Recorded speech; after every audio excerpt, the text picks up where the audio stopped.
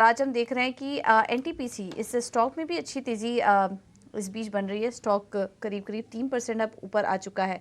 कोई ट्रेड लेना चाहिए इसमें? सोनी जी, आप सलाह दीजिए एनटीपीसी पर। जी, एनटीपीसी में एक कंडीशनल बाय रहेगा। अगर 311 के ऊपर ही निकलता है तो ही आप इसमें एक फ्रेश एंट्री ले सकते हैं for targets of 320 and keeping a stop loss of 307। तो एक बार इंतजार कीजिए, 311 के लेवल को क्रॉस करने तक का इंतजार करना बेहतर रहेगा। उसके ऊपर थोड़ा सा एक हल्की से एक रेजिस्टेंस का ब्रेकआउट देगा, इसीलिए वो इंपॉर्टेंट क्रूशियल लेवल है। सो कंडीशनल बाय बन रहा है यहाँ पे। ठीक है, तो ये नज़रिया एनटीपीसी पर आता हुआ। फिलहाल कुछ और स्टॉक्स पर फोकस करते हैं और यहाँ हम देख रहे हैं बीएचईएल में 3.5% से ज़्यादा की तेज़ी है। उषा मार्टिन ज़रा देखिए, यहाँ पर 7.5% से ज़्यादा की तेज़ी यहाँ नज़र आ रही है। कमिंस इंडिया में भी 3.5% की तेज़ी है। कल भी कमिंस इंडिया में तेज़ी नज़र आई थी। कपिल, ज़रा राय दीजिए, कमिंस इंडिया, बीएचईएल और उषा मार्टिन, इन तीनों स्टॉक्स पर ज़रा अपना नज़रिया पेश कीजिए।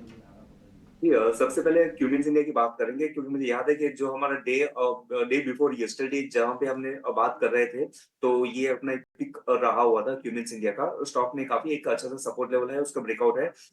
यूटिलिटी स्टॉक्स और जो इंडस्ट्रियल मैन्युफैक्चरिंग स्टॉक्स है, तो वहां पे हमें एक स्लो एंड स्टडी मोमेंटम हमें देखने मिल रही है। मींस क्यूमिंस हो गया, सीमेंट्स हो गया, एबीपी हो गया, उनके स्ट्रक्चरली काफी अच्छी मोमेंटम है और ऑल टाइम हाई के यहाँ पे भी स्टॉक ट्रेड कर रहे हैं। स्टॉक प्राइस नो डाउट एक एक्सटेंसिव लेवल पे है, थोड़ा सा रिट्रेसमेंट की हमें वेट करनी चाहिए। 2021 के लेवल पे चल रहा है स्टॉक, और नीचे में जो 2050 के जो इसके सपोर्ट लेवल है, वो काफी अच्छे सपोर्ट लेवल है। तो रिट्रेसमेंट पे ऑफकोर्स इन सारे स्टॉक को एक्यूमुलेट किया जा सकता है। क्यूमिंस इंडिया एक वन ऑफ द कंपोनेंट हो सकता है इसमें।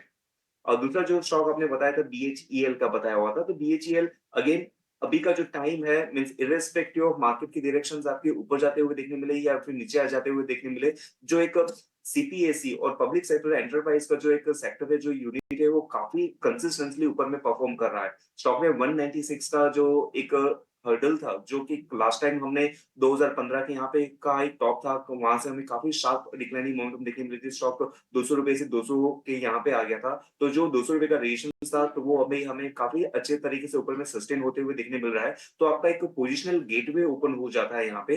तो पोजिशनली मैं इस स्टॉक को देखता हूँ, तो अभी इसके जो नेक्स्ट बेस्ट अपसाइड पोटेंशियल कुछ आते हैं, वो 250 के लेवल के यहाँ पे आते हैं। नो डाउट इसके बीच में इंटरमीडिएट करेक्शन हो सकते हैं, लेकिन इन सारे डिप्स को हम एज अ बाय अपॉर्चुनिटी देख सकते हैं with N upside target of 250 का। तीसरा जो स्टॉक आपने बताया था उषा मार्टिन का, उषा मार्टिन काफी टाइम एक अच्छा स्ट्रक्चर रहा था, लेकिन पिछले 3 से 4 महीनों के लिए काफी सुस्त हो गया था। स्मॉल कैप काफी चल रहे थे, तो एक नेगेटिव डाइवर्जेंस यहाँ पे बन गया था। लेकिन स्टॉक ने अपना अच्छा खासा बेस बनाया हुआ है, लेकिन इस बेस के साथ में वो 340 के रेजिस्टेंस के यहाँ पे भी आ गया है। तो स्टॉक अपने upper band of the consolidation patch पे है, तो यहाँ पे फ्रेश एंट्री की तो हिदायत नहीं रहेगी। 340 के ऊपर जब भी सस्टेन करेगा, तभी एक बाय का व्यू रहेगा, लेकिन अभी ये स्टॉक रेजिस्टेंस पे लग रहा है। जी।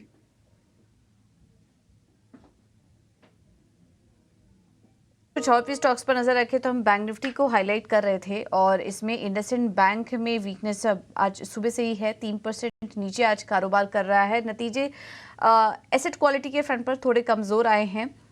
कल हम और इसके पहले एचडीएफसी बैंक के भी जो नंबर्स आए थे, वहाँ पर भी स्लिपेजेस मार्जिन्स को लेकर थोड़े कंसर्न्स थे। तो कहीं ना कहीं बैंकिंग जो नतीजे आ रहे हैं इस बीच कहीं ना कहीं निराश कर रहे हैं। और आज देखिए एचडीएफसी बैंक 2 दिन से प्रेशर बना था, आज इंडसइंड बैंक दबाव में है नतीजों के बाद 3%। सूरी, क्या व्यू बन रहा है आपका इन बैंकिंग शेयरों पर? ये जो गिरावट है, काफ़ी सारे स्टॉक्स इस बीच टूटे हैं, प्राइवेट सेक्टर्स बैंक में भी। कहीं पर एंट्री लेने के मौके देख रही हैं आप? जी, यहाँ पे अगर हम देखेंगे तो बैंकिंग सेक्टर में जहाँ से शुरुआत हुई फेडरल बैंक, एचडीएफसी बैंक के रिजल्ट से, और बहुत ज्यादा एक अच्छे रिजल्ट के वजह से कुछ ज्यादा अच्छे मूवमेंट आए नहीं थे। और ओवरऑल एक सेंटिमेंट को वीक या फिर एक डर का सेंटिमेंट बन गया है एक बैंकिंग के रिजल्ट्स को लेकर। सो इसीलिए वही सेम चीज रिफ्लेक्ट भी हो रहा है ऑप्शंस चेन के डेटा में, हम देख सकते हैं।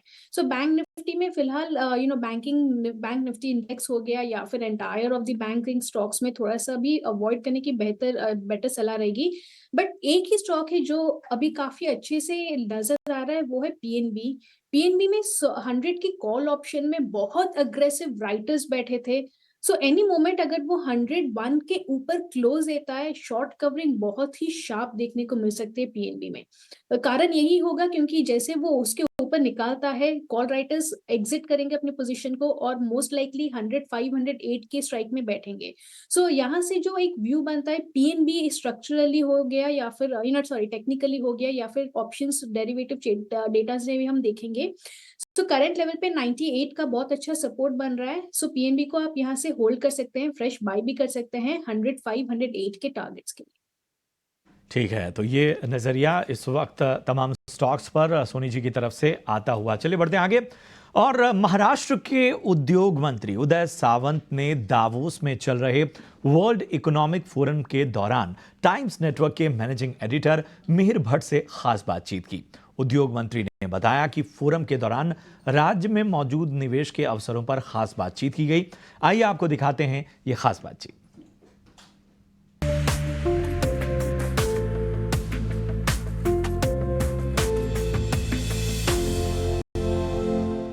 We are at Davos for World Economic Forum 2024. I am just right outside the Maharashtra Pavilion. There is a lot of excitement here. I have a very special guest with me. हमारे साथ महाराष्ट्र के industry minister Shri Uday Samant हैं। उनसे बात करते हैं। Uday ji, thank you so much for speaking to Times Network. There is lot of excitement और इस बार महाराष्ट्र का जो पेविलियन है उसमें बस भी काफ़ी है, कई सारे इंडस्ट्रियलिस्ट भी आए हैं यहाँ पे। तो इस साल दावोस में आपका एक्सपीरियंस कैसा रहा है? देखो, सबसे अलग ये डावोस का इस साल का एक्सपीरियंस है, क्योंकि कल आपने अगर देखा रहेगा तो ओमान के मिनिस्टर आए थे, साउथ कोरिया के जो डिप्टी वहाँ के गवर्नर आए थे, आज सुबह गौतम भाई अदानी सीएम साहब से मिलने आए थे। और सिर्फ ये मिलने नहीं आए थे, उनको महाराष्ट्र में इन्वेस्टमेंट करना है और उसके ऊपर प्राइमरी उनकी डिस्कशन हो गई। लेकिन ये बरस में एक समाधान ऐसा है कि जो हम एमओयू करने जा रहे हैं वो 100% इम्प्लीमेंट होने वाले एमओयू है और मेरे ख्याल से वो 3 लाख करोड़ से ज़्यादा हो जाएंगे, ये हमारा दावा है। तो सर, ये जो बार बार इस तरह का सवाल उठ रहा था कि बहुत सारी जो कंपनीज हैं, एमएनसीज हैं, बड़े बड़े इंडियन कॉर्पोरेट्स हैं, वो महाराष्ट्र से बाहर जाके इन्वेस्ट कर रहे हैं, बाकी स्टेट्स में, नेबरिंग स्टेट्स में इन्वेस्ट कर रहे हैं। अगर आप ये कह रहे हैं 3 लाख करोड़ के एमओयूज हो रहे हैं, तो क्या हम ये कह सकते हैं कि ये सिचुएशन आपने अरेस्ट कर ली है? महाराष्ट्र इंडस्ट्री के लिए बहुत बड़ा पोटेंशियल था, है और रहेगा। लेकिन जो पॉलिटिकल क्राइसिस महाराष्ट्र में चल रहे हैं, जिनकी सत्ता गई, उनको अभी दूसरा कोई सब्जेक्ट नहीं है, इसलिए उनको इंडस्ट्री डिपार्टमेंट दिखाई देता है। वेदांता फॉस्कन गया, वो हमारे वजह से नहीं गया, क्योंकि पिछले गवर्नमेंट ने कैबिनेट सब कमेटी नहीं की। एयरबस का एक सादा सिंगल पेपर भी हमारे पास नहीं है। लेकिन मैंने तब भी कहा था, एकनाथ शिंदे साहब के नेतृत्व में, देवेंद्र जी के नेतृत्व में और अजित दादा के नेतृत्व में वेदांता फॉस्कॉन से लेके 3 टाइम्स आगे जाके हम एमओयू करेंगे और इंडस्ट्री लाएंगे। आज मुझको आनंद है कि हम 3,30,000 करोड़ के एमओयूज कर रहे हैं और वो पूरे इम्प्लीमेंट होंगे। ऐसा नहीं कि 3 साल पहले एक डेलीगेशन यहाँ आया था जिसके प्रेसिडेंट थे तब के इंडस्ट्रियल मिनिस्टर, उनके साथ टूरिज्म मिनिस्टर थे, उनके साथ एनर्जी मिनिस्टर थे। हाँ। और उधर 80,000 करोड़ के एमओयूज हो गए थे, उसमें से 50,000 करोड़ का एमओयू एनर्जी का था। लेकिन जिस बंदे ने वो एमओयू किया था वो भी नहीं मिल रहा है और वो एमओयू भी नहीं मिल रहा है। इसलिए ऐसे एमओयू हमारे नहीं है। जो हम एमओयू करने जा रहे हैं उसका 95% इम्प्लीमेंट हम महाराष्ट्र में जाके करेंगे। और आज एक साबित हो गया है कि महाराष्ट्र देश का ग्रोथ इंजन है और उसकी वजह से ये 3.30 लाख करोड़ के एमओयू हमारे साथ हो रहे हैं। सर, यहाँ पर हाइलाइट्स क्या हैं? आपने जो 3,30,000 करोड़ के एमओयूज किए हैं, इसमें कौन कौन सी बड़ी कंपनीज हैं? और जैसे आपने कहा कि इसमें से 95% कन्वर्ट होंगे, ये बहुत अच्छा रेशियो है अपने आप में। तो इसकी टाइमलाइन क्या है? अभी कल देखो, नासिक में जो बेस्ट इंडस्ट्री है जिंदल, यानी जो जिंदाल ग्रुप है उसकी कजिन है, उन्होंने 41,000 करोड़ का एमओयू किया है जो सेमीकंडक्टर के सिमिलर है। दूसरा सज्जन जिंदाल ने एमओयू किया है जो स्टील का है, वो 25,000 करोड़ का है। आइनॉक्स ऑक्सीजन ने जो कल हमारे साथ एमओयू किया है वो मेरे ख्याल से 25,000 करोड़ का है। तो कल हमने जो एमओयू किए हैं वो 1 लाख करोड़ के हैं। आज हम 2 लाख तक एमओयू करेंगे, उनकी भी इम्प्लीमेंट होगी। और कल जाके हम 30-40 हज़ार के एमओयू करेंगे। और जो एमओयू करेंगे उस इंडस्ट्रियलिस्ट को जगह देने की जिम्मेदारी है वो हमारी है।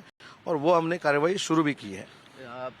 सर, मैं आपसे ये भी जानना चाहूँगा कि जैसे आपने खुद कहा कि महाराष्ट्र देश का ग्रोथ इंजन है, तो इसके लिए आपका विजन क्या है आगे चल के, और कौन सी पॉलिसीज आप इस तरह की रोल आउट करने वाले हैं? जैसे दावोस में इस बार इतना बड़ा पेविलियन है और इतनी सारी एक्टिविटी हो रही है, क्या कुछ और भी दुनिया के ऐसे हिस्से हैं जहां पर आप महाराष्ट्र को नए सिरे से प्रमोट करना चाहेंगे? हम तो अभी ऐसा करना चाह रहे हैं कि जो दुबई में जो इंडस्ट्रियलिस्ट आते हैं, दुबई ये सेंट्रल प्लेस बन गया है, और ये 2 महीने में अगर दुबई में वहाँ के इंडियन एम्बेसी से बोल के अगर हम डेस्क चालू कर सके इंडस्ट्री के लिए, या ऑफिस हमारा चालू कर सके MIDC का, तो ये हमारा प्रयास है, क्योंकि इंटरनेशनल लेवल पे महाराष्ट्र बहुत आगे है, ये देखिए हम दिखाना चाहते हैं।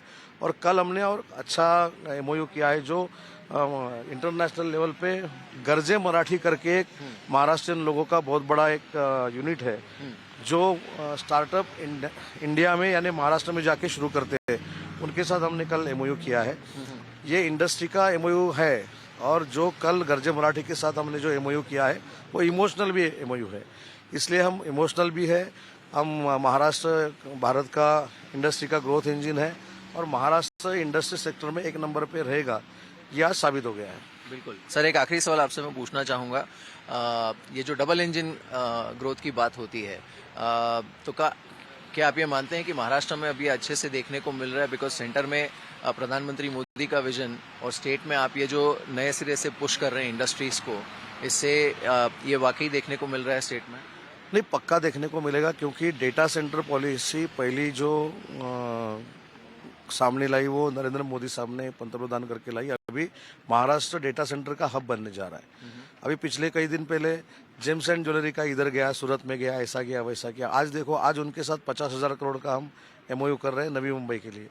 तो जो गाइडलाइन सेंट्रल गवर्नमेंट ने मोदी साहब के नेतृत्व में हमको दी है, वो आगे लेके जाने का प्रयास हम कर रहे हैं। और आपके माध्यम से महाराष्ट्र की युवा पीढ़ी और जनता को मैं ये बताना चाहता हूँ, महाराष्ट्र पिछले 3 साल में पीछे गया था, लेकिन आज महाराष्ट्र FDI में भी 1 नंबर पे है, 1 नंबर पे रहेगा। और इंडस्ट्री सेक्टर में भी महाराष्ट्र जो 1 नंबर पे था वो वापिस 1 नंबर पे आया है, और वो 1 नंबर पे रहेगा। उदय जी, बहुत बहुत शुक्रिया हमारे साथ इस बातचीत में। Thank you.